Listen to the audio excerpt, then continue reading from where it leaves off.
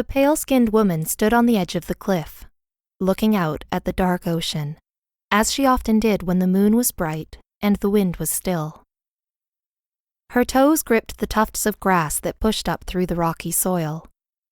A crisp winter breeze stroked her long charcoal hair and tugged playfully at the hem of her white cotton dress.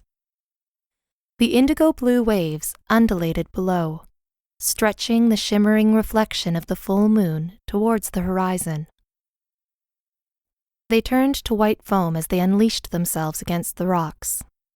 Her awareness fixed firmly in the deep waters below her, she almost didn't hear the approaching footsteps. 2 sets.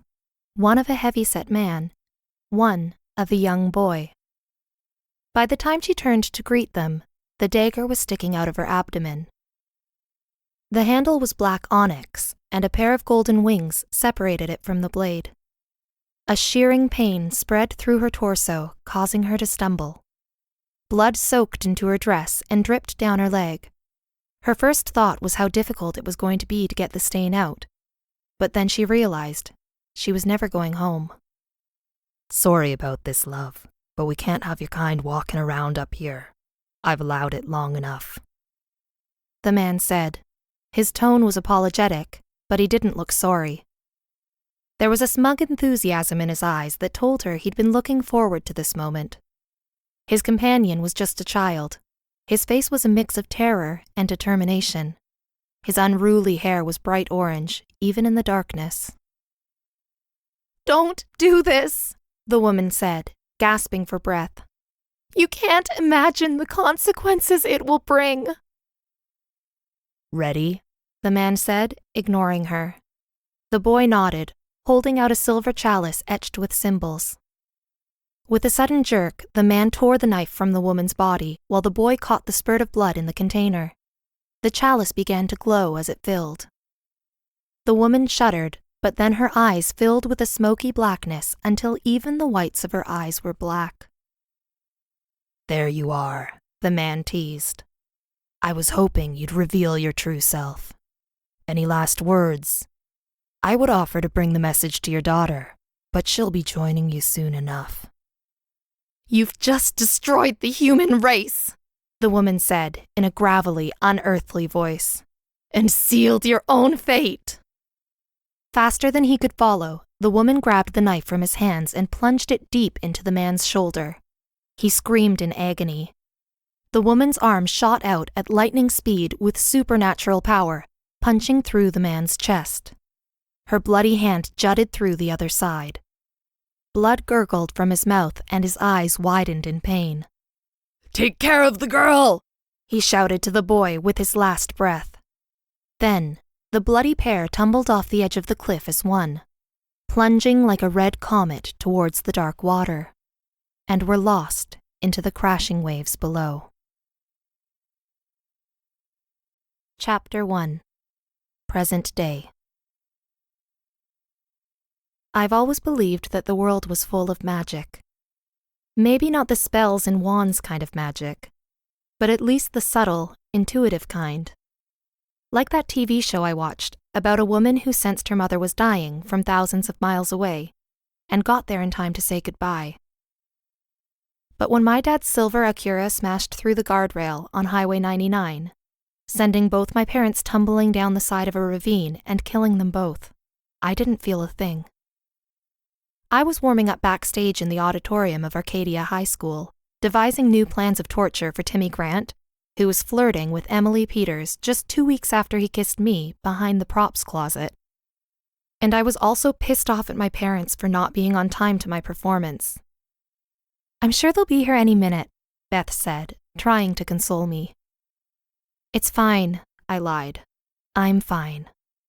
It was generous of Beth, my best friend since 3rd grade, to assume I was worried about my parents, rather than how Timmy was leaning in really close to Emily now and touching her cheek, in front of everybody, and my heart was ripping in half because I really thought he liked me.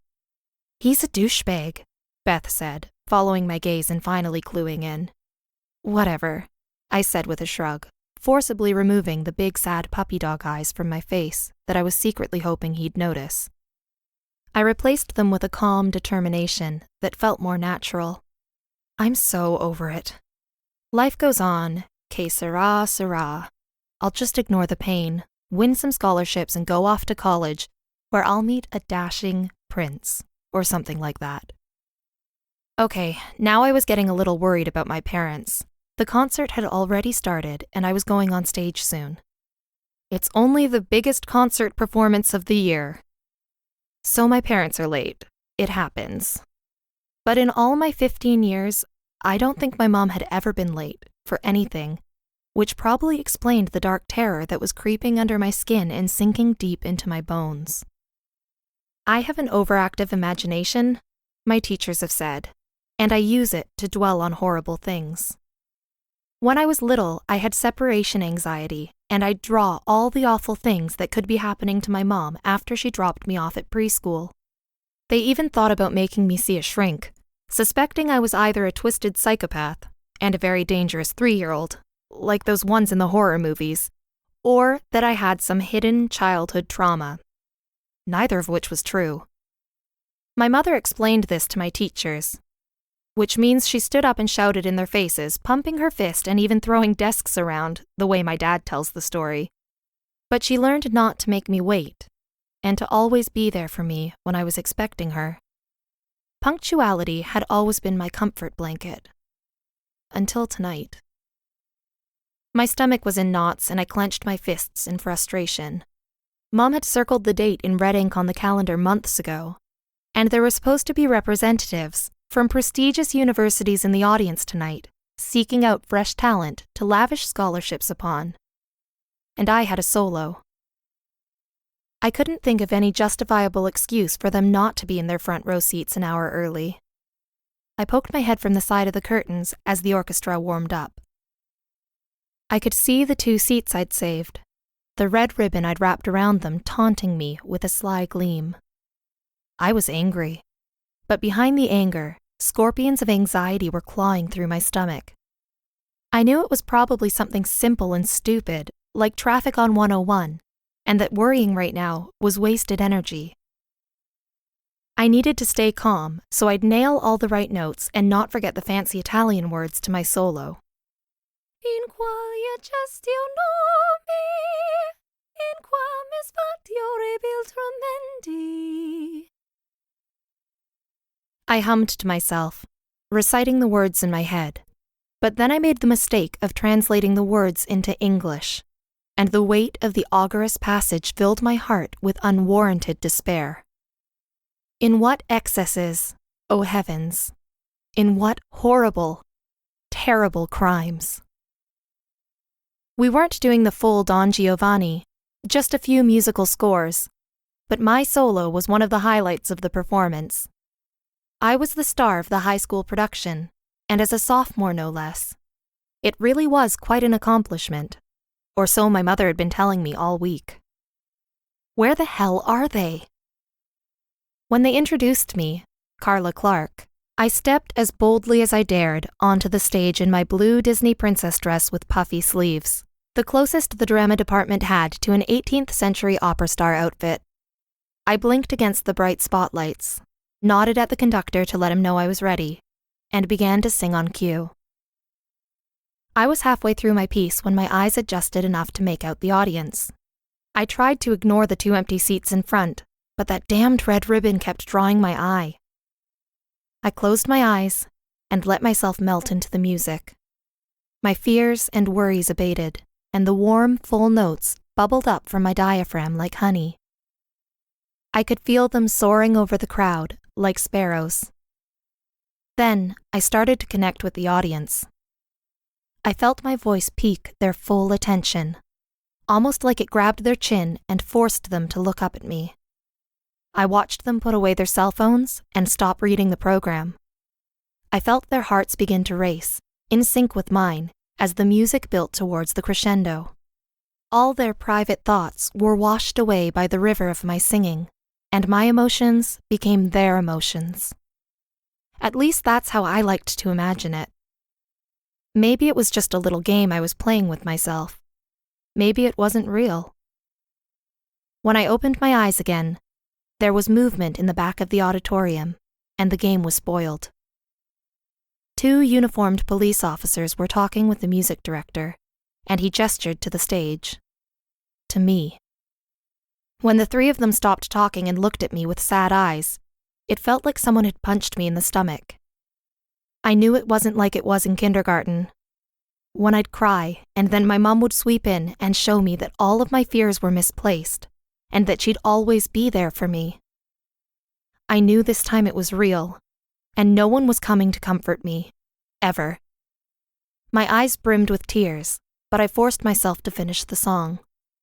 Somehow, my brain could sing in Italian while another voice in my head was screaming. Chapter 3. I slept in the next morning, but the smell of strong coffee roused me. Miscreant, Aiden's long-haired gray cat, hissed at me from the green easy chair in the living room. We were briefly introduced the night before. He scratched my arm and then ran out of the room. "Morning to you too," I said. Aiden left out a simple breakfast, a few slices of thick, hearty brown bread, fresh butter, and homemade jam. Everything else in the past 2 weeks had tasted like cardboard. I don't know if the change of scenery had refreshed my taste buds or if the food was actually better here, but I ate everything. It was deceptively simple fare, but I marveled at the tastes and textures. The kitchen smelled like lavender and cheddar cheese. There was a note on the table. "At work all day. Sorry to leave you alone. I left a present for you outside if you want to explore the town a little. Tonight, we'll head over to the pub at 8 for some dinner and company." Next to the note was a tourist brochure that looked at least 10 years old. It told me that Port Ballantrae had about 700 inhabitants, and that the charming village also boasts a sheltered harbor, a quiet beach, a plethora of interesting rock pools, and a beautifully situated 9-hole golf course. Great. Just what I need. A bunch of rich tourists swinging clubs around like cavemen. A picture of a ruined castle caught my eye, and I read the accompanying text. While visiting the area, be sure to take a trip to the nearby ruins of Dunluce Castle, which sits on the edge of a cliff between Port Ballantrae and Portrush. The castle was the main stronghold of the MacDonald chiefs of Antrim.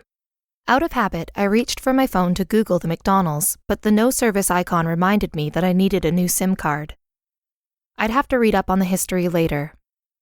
Instead, I put the breakfast away, washed my plate, and poked my head out the front door. I blinked in the sudden brightness, but then my eyes widened in wonder. We'd arrived home after dark, and I didn't get a proper look around. Aiden's house was just outside the main village, an older building perched on a grassy knoll with an unbroken view of the sea. It was far enough away that the sound of the ocean wasn't deafening, nor the wind ferocious, but the deep sea-green horizon sliced in half by the merry blue sky with fluffy white clouds took my breath away. I felt refreshed by the salty sea air. I realized I was basically living in a town other people visited on vacation. This might not be so bad. After I'd had my fill of the view, I turned to see a lady's bicycle leaning up against the house with a big purple ribbon tied to it. The white paint was chipped, and it was a little beat up, but it had a lovely woven basket tied to the front. I checked the tires and the brakes, and everything seemed in good working order. I noticed the gears had recently been oiled. I hadn't ridden a bicycle in years, but it seemed like the right way to get around. But I wasn't quite ready to stray from the house. "This was your mother's room," Aiden had told me the night before, showing me into a small but cozy room with a desk, bed, and a chest of drawers. "It'll be yours now." When he caught me staring at the boxes stacked in the corner, he said, I never got around to packing up your mother's things after she left." Then he scratched the back of his head. "I guess I was too sentimental, and I liked the feeling she had a home she could come back to. I put everything in the boxes when they got in touch with me, but I thought you might want to keep something. I'll let you look through them before putting them up in the attic." I noticed the sadness in his eyes. I'd assumed there was a falling out of some kind. After all, normal teenage girls don't leave their families and move to the other side of the world without some cause. All I knew about my mom's childhood was that her mother died when she was very young, and she came to America years later with no money and only a small suitcase. She was putting herself through nursing school when she met my father. He came in with a dislocated shoulder after a biking accident. "Love at first sight," Dad said, but I didn't know what was true anymore. Was there more to the story? And what other secrets did my mother hide from me about her past? I brought my suitcases into the room and started unpacking. I set up my laptop on the desk and I put the books I'd brought on the shelf above it. I probably brought too many, but they seemed important at the time. Moby Dick, The Count of Monte Cristo, 20,000 Leagues Under the Sea, Robinson Crusoe, The Tempest. I realized suddenly that they were all stories about ocean adventures. My fascination with the sea probably came from my lack of personal experience. Mom always kept us as far away from salt water as possible. I put my clothes in the dresser and moved things around a bit more. Then, I finally pulled out my typewriter. I heaved it up onto the desk. My fingers twitched, aching to use it. I let myself caress the keys, but pulled away, staring instead at the box of my mother's things. I didn't get very far before the profound emptiness swelled up in my heart again, and I lost myself in tears. When I finally tired of crying, I reached into the box with trembling fingers and started pulling out items from the life my mother had abandoned before I was born. There were school books, a package of watercolors, a poster of an Irish rock band, a collection of coasters from different bars in Ireland, a chess set, an assortment of clothes, and an old-school uniform. There was also a Walkman and a stack of tapes. The only band I recognized was the Cranberries, so I popped that in and put on the headphones. Then, I found the photo albums and an old instant camera. I'd never seen pictures of my mom when she was this young before. I recognized her jet black hair and dark eyes, laughing and smiling with the other kids I didn't recognize. But there were no punk clothes or spiked collars or any signs of teenage angst. The only thing that even hinted at rebellion was a tube of bright red lipstick. Nothing indicated that she wasn't happy. Why did she leave? One photo in particular stood out. There were 4 kids, a tall blonde girl on the far left, a shorter, sandy-haired boy with a serious look, my mother in the middle, and a handsome, dark-haired boy next to her on the right. I looked closer and saw that he had one arm around her waist. A boyfriend? Maybe Aiden had nothing to do with it. I found some tape in the box and put the photograph up above the desk. I read a lot of Nancy Drew and the Hardy Boys books when I was younger, probably because my mother could pick them up for about a nickel at garage sales. I never considered myself a sleuth or kid detective, at least not since I'd turned 11 and started taking private singing lessons. But I picked up some habits that had stuck, like making lists. And solving the mystery of my mother's secret past seemed like something to occupy my time, something which, since I didn't have any friends here, I would probably have a lot of. I turned on my laptop and opened a new text file. To do. 1. Identify the kids in this photo. 2. Ask them to tell me more about my mother and why she left Ireland.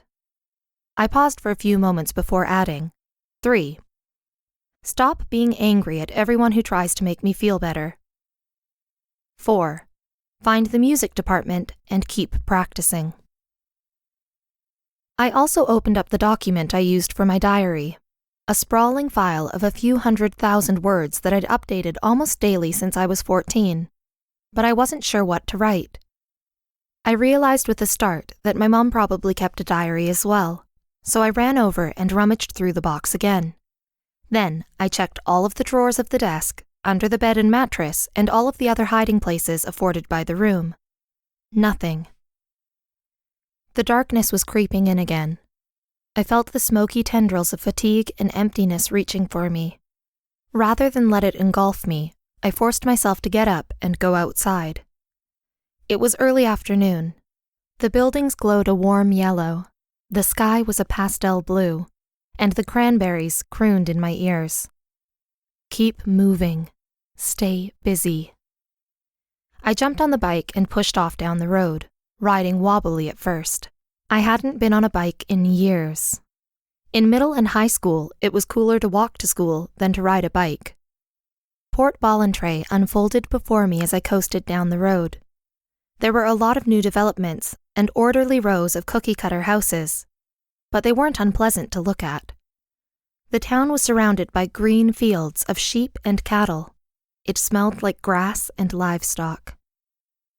I couldn't get over the incredible view of the teal blue sea, framed by puffy white clouds and dark jagged rocks along the coast. I passed through downtown, which consisted of one main street of shops and restaurants. It had the quiet elegance of a tourist town in off-season. Business must be slow the rest of the year. On the other side of town, I stopped to look at a field with some large circular bumps. They looked ancient. Remnants of some druid settlement, I guessed.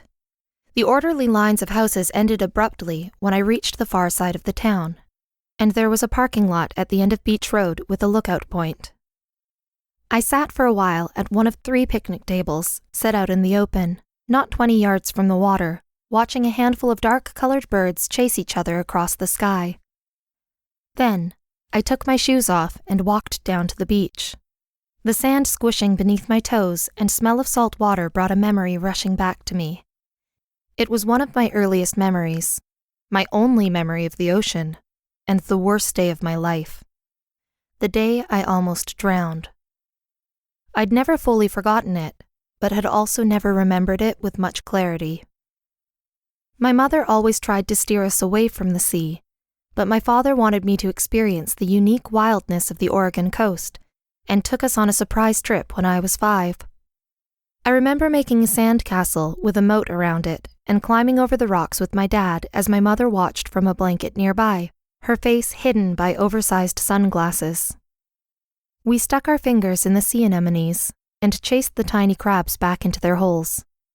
I was watching the water ebb and flow into the rock formations, gleefully surprised when it burst up suddenly and splashed me with water.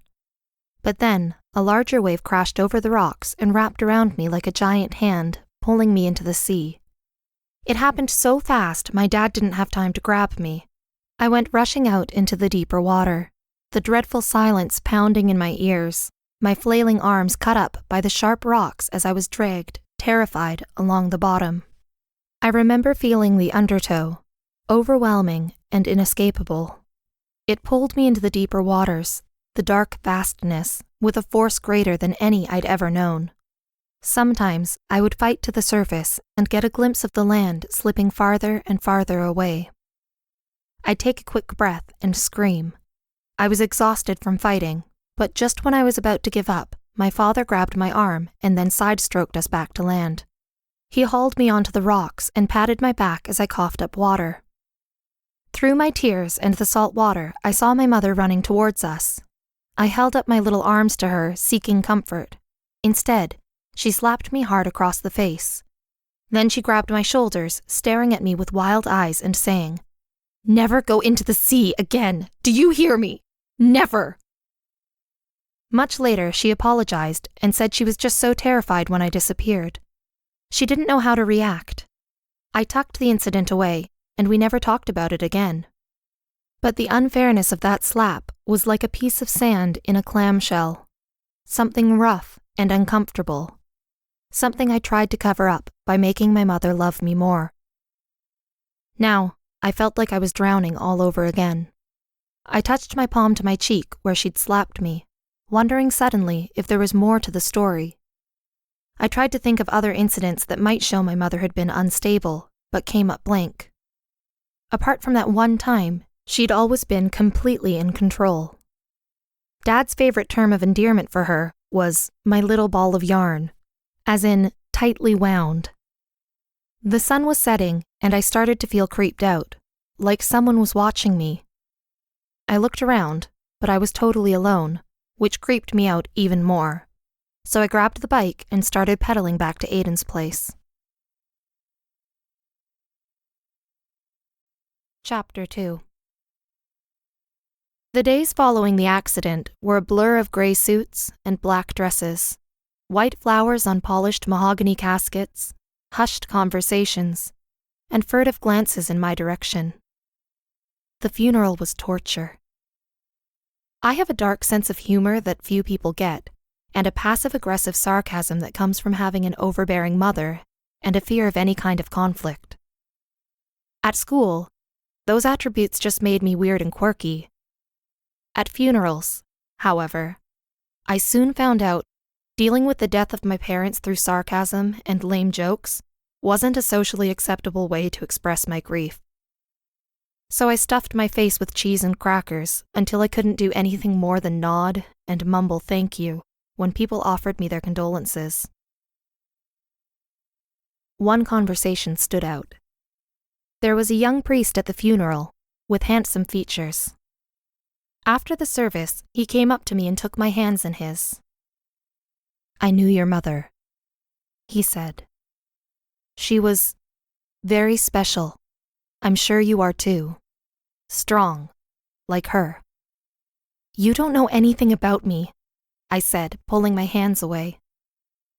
"I guess only time will tell," he said with a mysterious smile. "I'd like to say I'll be seeing more of you. Unfortunately, I don't think that's in the stars. Take care of yourself, Clara." Weird, I thought as I watched him leave. Cute, though, for a priest. I'd gone home with Beth's family after the concert. I was excused from school for the time being, and Beth's father had helped me arrange the funeral. Like I said, those days are kind of blurry.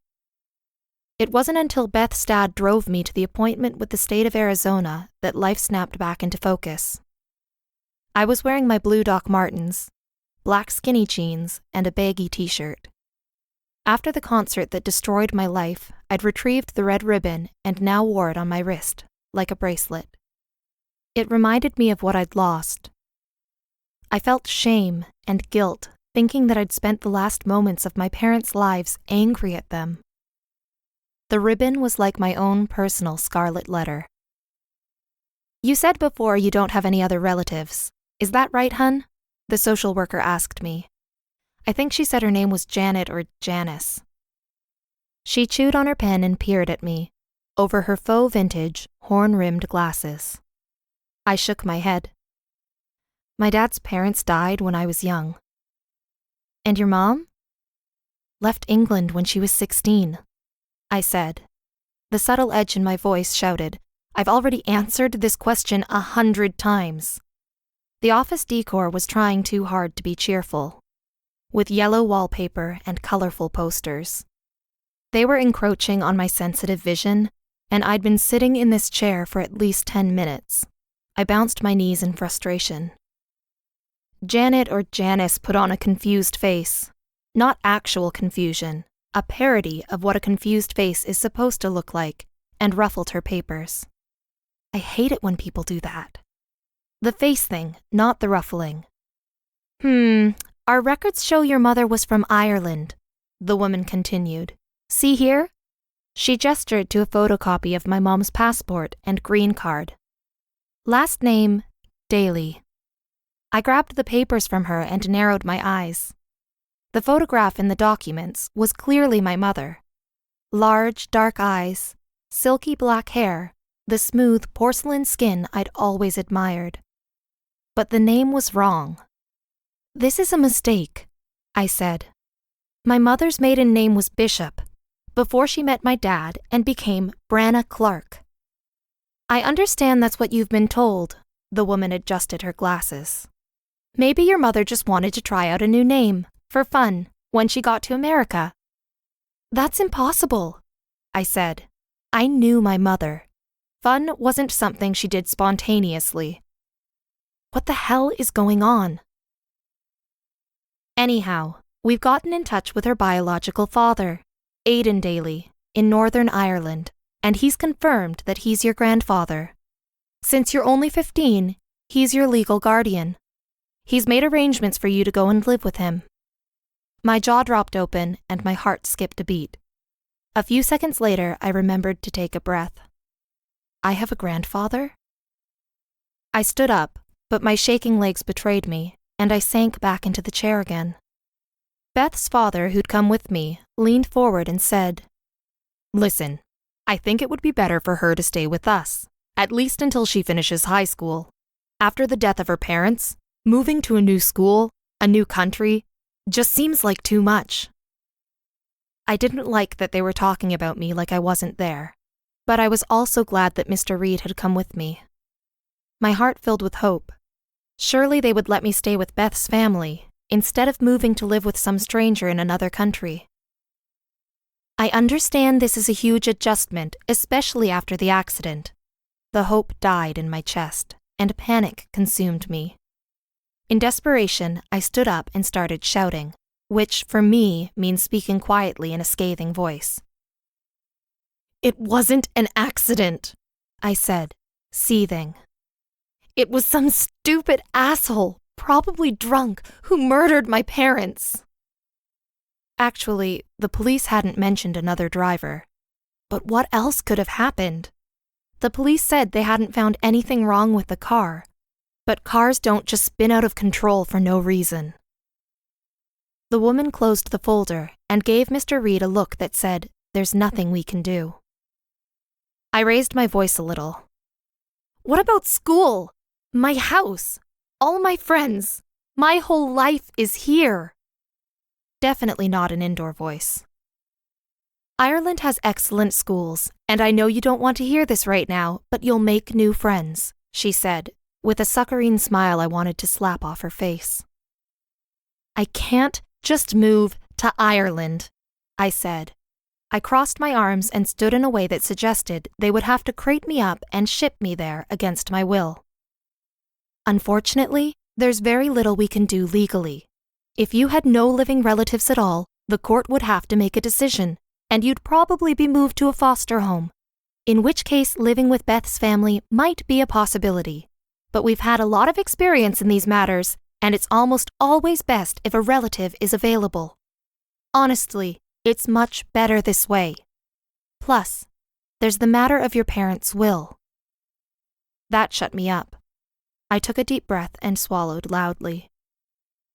"The will?" I asked. "Your mother named her father as your godparent and legal guardian, in case anything ever happened to both your parents."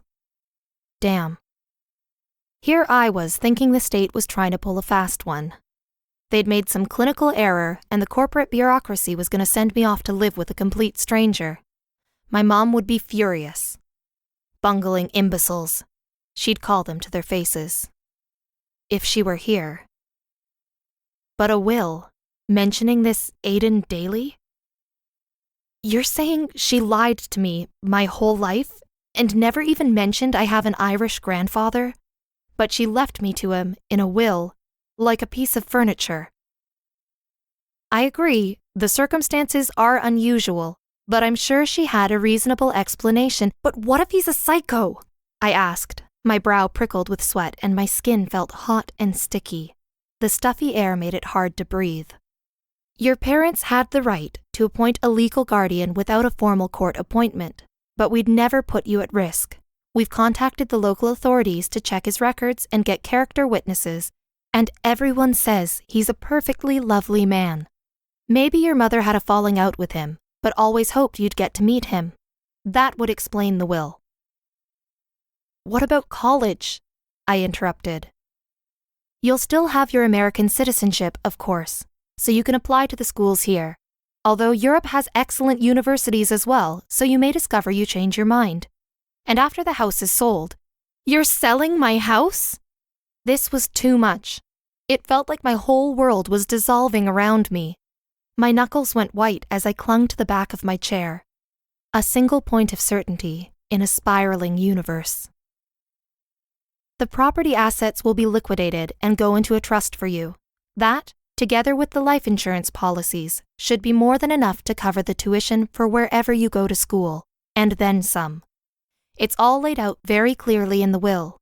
Your parents certainly had their affairs in order." No surprise there. My mother always thought 1,000 moves ahead. I put my face in my hands and took several deep breaths. I opened my mouth again to argue, but nothing came out. I was out of objections. And Janice, or whatever her name was, knew it. She patted me on the shoulder, then gathered up the paperwork into a folder. When do I have to leave? I slumped down in my seat.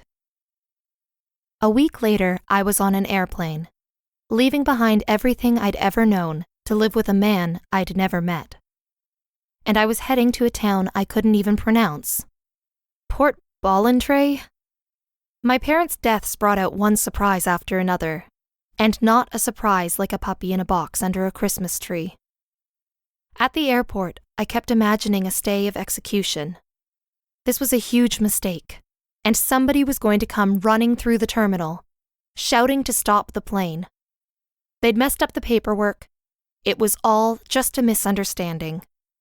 I thought it would be like one of those romantic movies. But no one came to save me. Everything's gonna be fine, Clara, Beth said, giving me a tight hug. We'll keep in touch. I'll come visit you next summer. I nodded, and I tried to smile. So far, I'd put on a brave face, and I'd been polite to everyone, but I was too tired to keep up the act. When I'd gone through security, I turned back one last time to wave goodbye. No, Beth, it won't, I said under my breath. When the plane took off, I felt more alone than I'd ever felt in my life. Apart from Beth and her parents, no one would even miss me. I had no expectations nor hope for my future.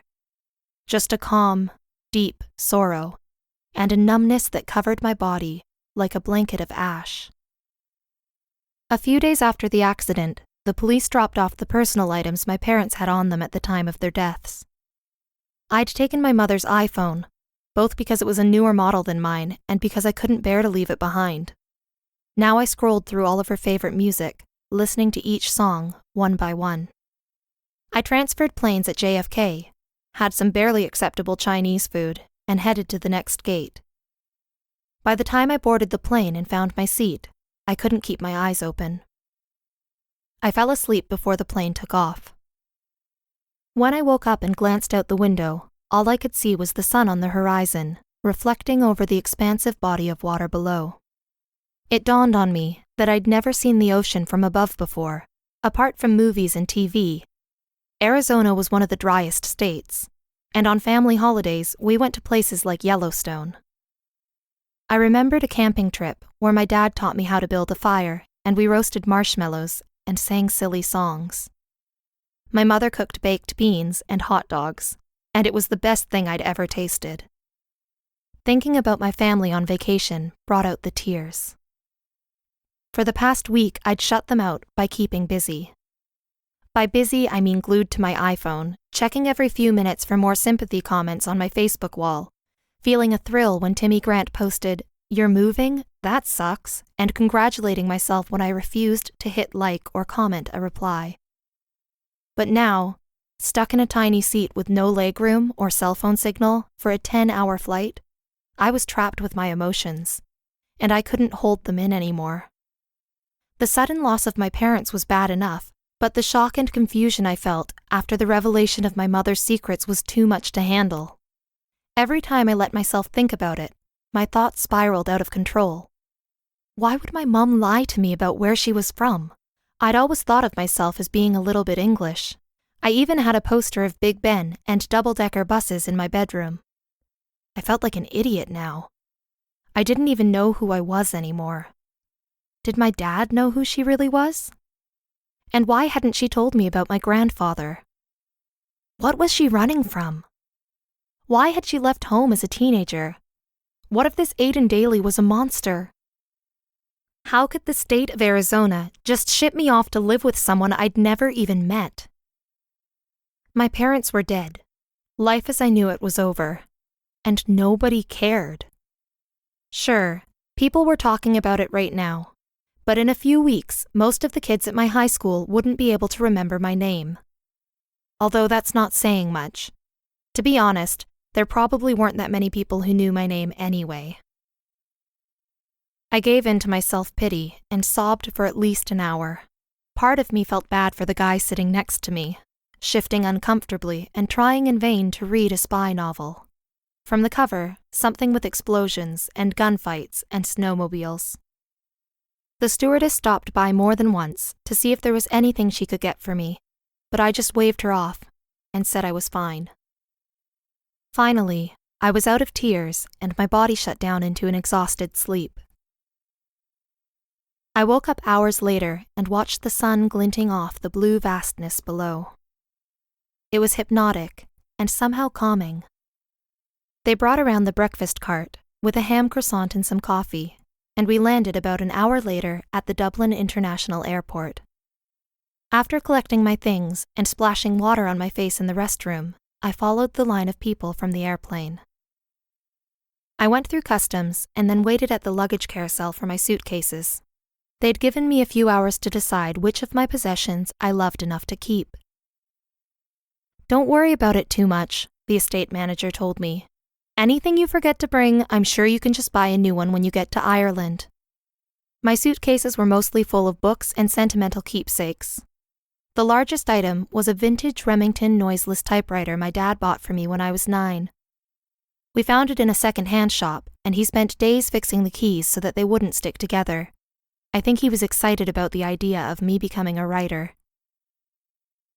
I spent months typing things, eating up stacks of pristine white paper, starting dozens of stories, but by the time I was 11, I was more into singing instead. For years, it was just an expensive paperweight and decoration. But then I started to feel guilty for not using it, and I imagined the silence emitting from my room was heavy and meaningful. So, I began to spend a little time each day just hitting the keys. I didn't put any paper in it, I just typed my thoughts and let them disappear into the air. It became a therapy of sorts. I fed my secret fears, hopes, and regrets into that typewriter, and it absolved my confessions with the satisfying clicks of the metal keys. Despite its name, it wasn't completely noiseless, and I adored the subtle give of the keys against the persistent force of my downward stroke. Leaving it behind would have felt like leaving a part of myself. I heaved my bags onto a luggage cart and pushed it out past the nothing to declare sign into the arrivals terminal. It didn't take long to find my grandfather. He had a big sign with my name on it and was waving at me. I would have recognized him anyway, from the photo I'd been given of a tall man in a plaid scarf. "Welcome to Ireland, Clara," my grandfather greeted me as I rolled up to him. I pulled the edges of my lips up in what I hoped passed for a smile. He gathered me into a tight hug, patting my hair awkwardly. "Hi," I said, pulling away. He wasn't as old as I would have guessed from the picture. Late 50s maybe, but tall and fit, with dark hair tinged with gray and blue eyes that sparkled when he smiled. He looked friendly enough, but looks could be deceiving. "You can call me Aidan," he said. "Or Grandpa, of course. Once we get more familiar with each other, I'm so sorry for your loss. What happened to Branna?" His face twisted into a pained expression, and I remembered he'd just lost his daughter. Maybe I wasn't alone in this. "I mean both your parents, of course," he caught himself. "Though I never had the pleasure of meeting your father, I can imagine how hard this must be for you." He handed me a white rose, a simple but touching gesture that made my eyes water. I brought it up to my nose and inhaled to show my appreciation.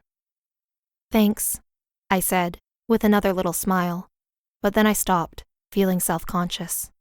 How long after the death of one's parents was smiling illicit? He grabbed the cart and pointed the way to the parking lot. As he loaded my suitcases into his old blue Jeep, he asked how my flight was, whether I'd eaten on the plane, and if I was jet-lagged. I climbed in next to him and buckled up. Then we drove out of the airport and onto the highway heading north. The silence was heavy enough to notice, and I started thinking of topics to broach. But I didn't trust myself not to have a meltdown or blurt out something I'd regret, so I just bit my lip until he finally broke the silence. "I hope it's okay. I enrolled you for school already at Ballymoney High. The principal said it would be better for you to get started as soon as possible, so you don't fall too far behind everyone else as the semester goes on. You're scheduled to start on Monday, but if that's too soon..." He drifted off, glancing sideways to check my reaction. It was Friday, so I'd have all weekend to settle in. I shrugged. "It's fine, I guess."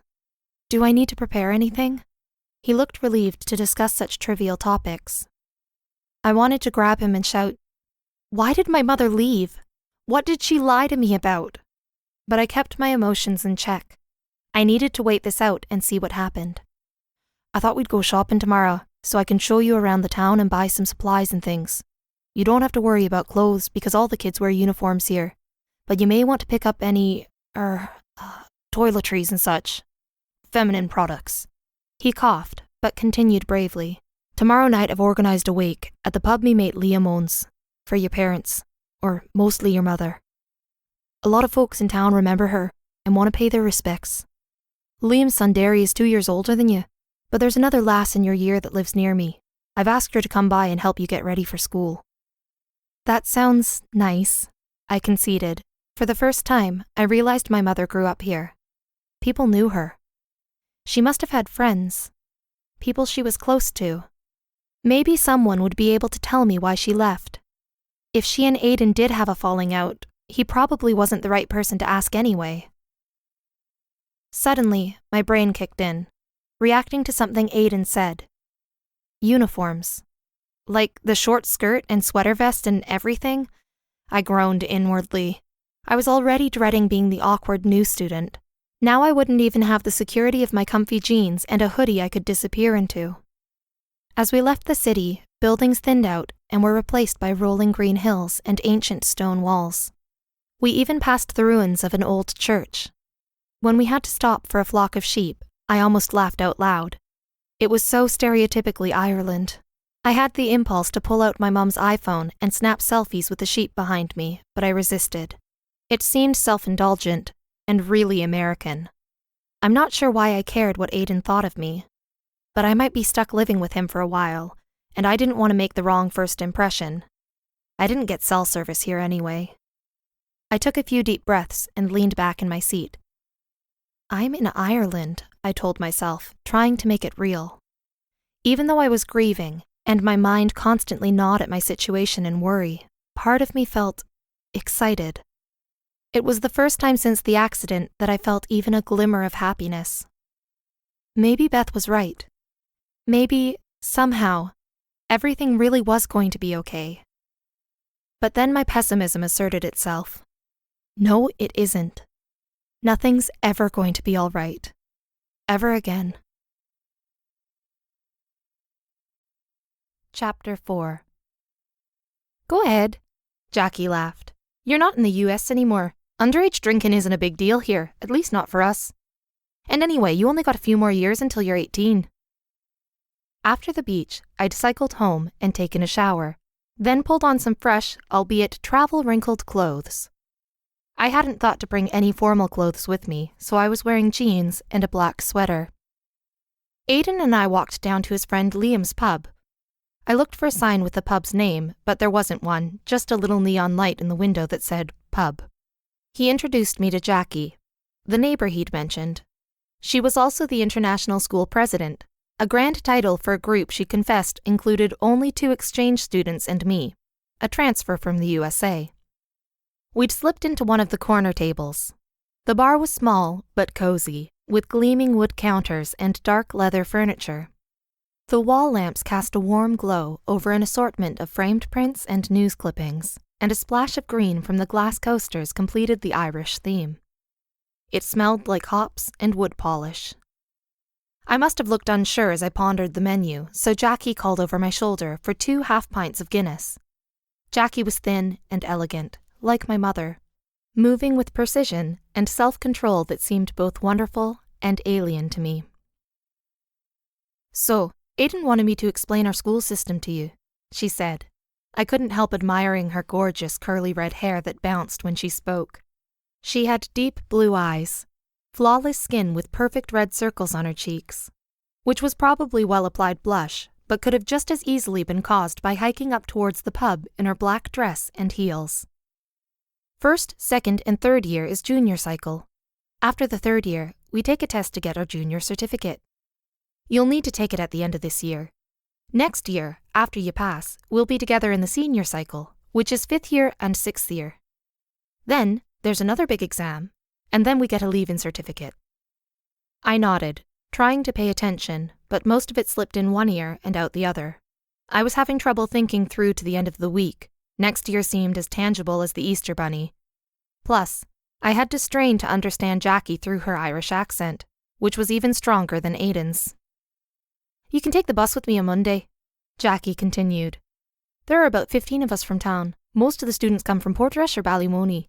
This one is Derry," she said, as an older boy with broad shoulders set out beers on the table. He was wearing a tasteful plaid button-down, and his sandy brown hair was combed neatly to one side. He smiled and reached out his hand. I shook his hand and smiled back at him. "Hi, I'm Clara." "Course you are, love," he said with a grin. "And let me say how sorry we all are about your parents." Jackie shot him an apprehensive look and glanced at me. Was it rude to bring up somebody's dead parents after just meeting them? I didn't know either, so I wasn't sure how to react. Jackie reached across the table and squeezed my hand. "If you ever need to talk about anything, you know, I'm here for you. I hope we'll be great friends." "Thanks," I murmured, taking a moment to look Jackie and Derry in the eye. A gesture I hoped conveyed my sincere appreciation. I took a sip of my drink. It was so bitter I made a face to keep from spitting it out. "Well, now you can say you've tried our national drink," Derry said, grinning. "Next time, get a hard cider." Aidan had been chatting with Liam at the bar, but he came back to the table and put a hand on Derry's shoulder. "I know you had a funeral in America for your parents, but in Ireland we do things a little differently with a wake. It's kind of a glorious send-off for the deceased. I'd be a lousy father if I didn't give Branna a proper one, so I've asked some of the guys from town to play some music tonight."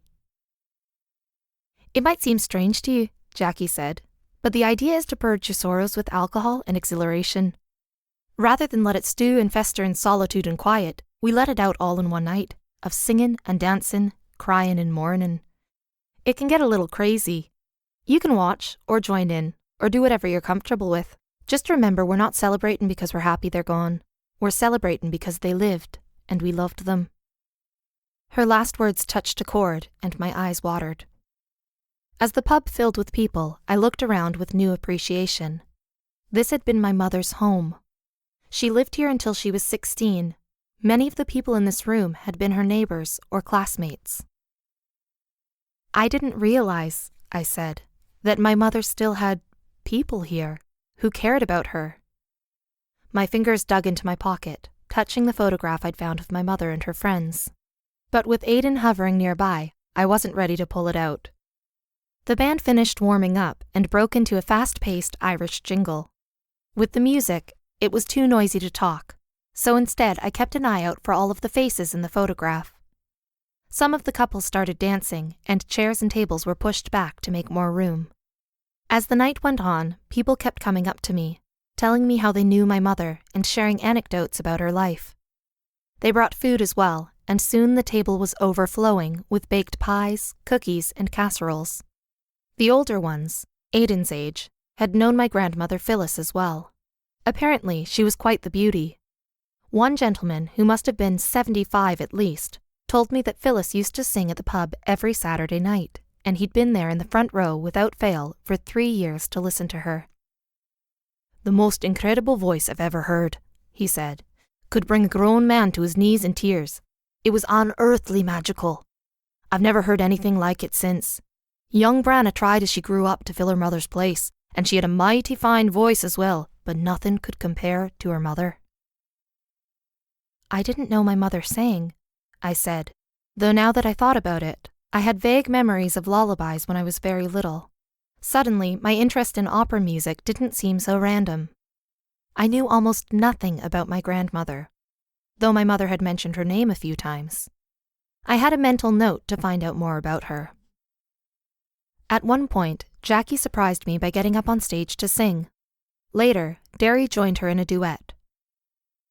Some songs were slow and wailing. Others made my feet tap and my heart race. I don't remember when I started dancing. Probably after my second Guinness. The taste had grown on me. It was like bread and chocolate.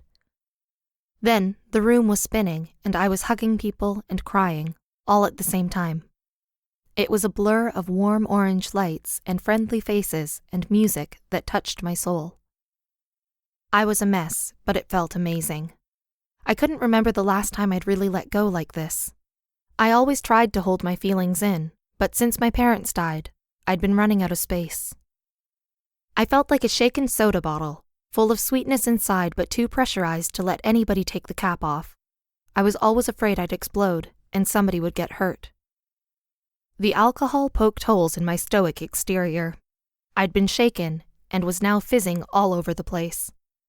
For the first time in a long time, even before the accident, I felt part of a community. I felt accepted and loved. Even though everything was totally new and unfamiliar, I felt like I'd come home. Then, I noticed a face in the crowd I recognized. Dark, brooding eyes under a set of furrowed black eyebrows with creases between them, staring at me with such malice my breath caught in my chest. We locked eyes, and then I tore the photograph from my pocket, certain he would match up with the laughing figure next to my mother, but when I looked up again, he was gone. I pushed through the crowd, eager to find out more about my mother, but also a little afraid. Whoever the man was, he looked like he hated me. What had I ever done to him? Or better question, what had my mother done? But after checking every corner of the bar, I still couldn't find him. Had I imagined it? The bar felt warm and stuffy now, and my skin crawled, so I stepped outside. The air was crisp and chilly. I looked up and down the road, but it was quiet and dark. He couldn't have just vanished. The door opened behind me, and a loud creak made my heart jump. Bit of fresh air, eh? Great idea. Derry cut off as Jackie came up beside me and saw my face. What happened? She asked, grabbing my arm. You look like you seen a ghost. A ghost? I don't think so. A man? I raised the photograph up for them to see. What's this? Jackie asked, taking the picture from me. A photograph of my mom and some of her friends. I found it in her room. I thought one of them could tell me what happened to her, why she left. She never told you? Were you not close? Before last week, I'd always thought we were. This is going to sound a little crazy, I said, but she lied about where she was from, and even what her last name was. I never knew she was from Ireland, or that I had a grandfather here, until a week ago. So I'm just trying to make sense of a confusing situation.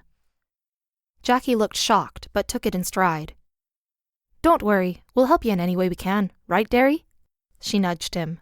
So you're looking for the kids in this photograph, and tonight you saw... I don't know for sure. I saw a man. I thought he could be the boy next to my mother. Same features, dark hair and eyes, and he looked at me, right at me, like he knew me. But then he disappeared. Well, if he was here tonight, someone will know him, Derry said. Small town and all, no secrets here. Derry stood in the streetlight and ran his hand through his hair. Suddenly I gasped and grabbed the photograph back from Jackie. This one, I said, pointing to the boy on the left of my mother, looks just like you. I handed him the photo. That's my dad, Liam. You met him tonight, Derry said. And you didn't tell me he was friends with my mom? I asked, not bothering to hide the accusation. My emotions were still muddled with the alcohol, and for a second it felt like everybody was keeping secrets from me. Derry held up his hands defensively. I didn't know how close they were, and I didn't know you were hunting down her friends until a moment ago. I leaned against the cool stone wall outside of the pub and took a deep breath, trying to slow my racing heart. Suddenly, I didn't like the feeling of alcohol in my stomach. I felt sick and dizzy. I wished I hadn't left my coat inside. I'm sorry, I said. I'm just a little shaken up. I don't know why, but the guy inside, he didn't look like he'd come to bring an apple pie. We can go back to the pub sometime this week and ask Liam to talk to you, Jackie decided. That'll be the easiest way to start. I'm sure he can tell you who the other kids in the photograph were, and maybe even what happened to your mom. Sure you could, Derry said, though I'm not sure what he can tell you. What do you mean? I asked. From what I can make of it, your mother started acting strange, grew apart from her friends. I don't think she had much contact with my dad for several months. Then she disappeared ran off to America. It's still better to start with Liam, Jackie said, and keep things quiet." "What do you mean?" I asked. The chilly air outside the pub made me shiver, and goose pimples prickled my arms. "Well, it wouldn't look right for you to turn up after all these years asking questions. I mean, probably it's nothing. Your mom ran away from home and nobody knows why. It's natural you'd want to look up her friends and find out more about her childhood. But assuming you're not imagining your tall dark stranger, or the drink is making you paranoid, there's another possibility. Something's happened to her that scared her away, and maybe that something is still here." That's ridiculous. Jackie was being overly dramatic. I'd literally just arrived. I couldn't be in any real danger, could I? I went back inside to grab my coat, and I told Aiden I was going to walk home. He wanted to come with me, but I assured him I was fine. Port Ballantrae was so small I could walk from one end to the other in 10 minutes. There's no way I could get lost. Jackie and Derry walked me out, and I said goodbye to both of them with a hug. Normally, I would have been self-conscious, especially with Derry, a strong, good-looking guy, but somehow the drinking and dancing had melted my protective shell, and I felt like we were old friends. The adrenaline had subsided now, and I was feeling the alcohol in a different way, a little dizzy and a little sick to my stomach. The emotional high I'd been on left me feeling very low, and I was horrified I might have made a fool of myself at my mom's wake. I vowed to be more careful with alcohol from now on. I barely registered the note pinned to the front door. I just grabbed it and let myself in. I stumbled to my bed and flopped down. The room tilted, and I felt like I was on a flying saucer. Everything was still moving and spinning around. Then I glanced at the note. The paper was thick and rough, almost organic. The edges were black, as if they'd been singed with flame. The words were scrawled in an elegant, loopy script. I squinted to read it in the dim light. "Ashes to ashes, dust to dust. Beware the dangers, return untouched."